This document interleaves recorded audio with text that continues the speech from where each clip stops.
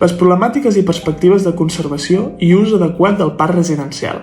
Segons dades del catastre actual, a Vilafranca del Penedès hi ha 17.288 habitatges el 2019, dels quals 15.426 serien d'ús principal, el que hem dit, és potser un 80%, entre un 80 i un 90% dels habitatges de Vilafranca són de propietat, són d'ús principal.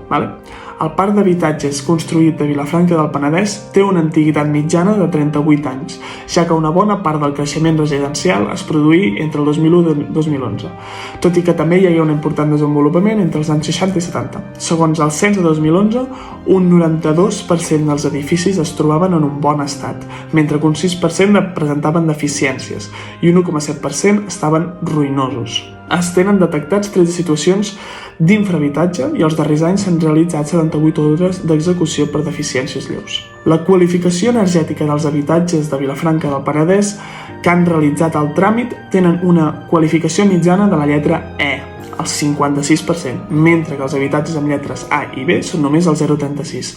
Caldrà tenir present que, malgrat que més del 70% del parc d'habitatges encara no necessita realitzar les inspeccions tècniques dels edificis ITE, perquè són construccions posteriors al 1974, en pocs anys hi haurà un volum important d'habitatges que requeriran aquest document.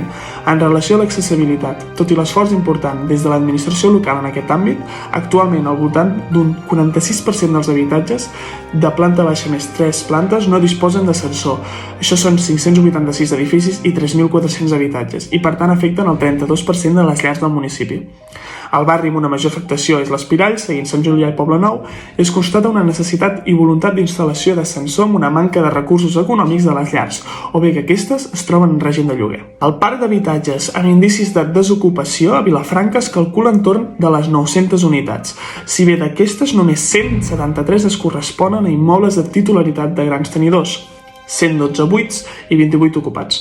L'ocupació irregular suposa una problemàtica al municipi, ja que afecta una àrea de població més extensa que la del propi bloc. Pel que fa a les situacions de sobreocupació, s'estima entre unes 103 i 230 llars. Això és entre el 0,5 i el 1,5% de les llars del municipi, ubicades principalment a l'Espirall, Sant Julià i Poblenou.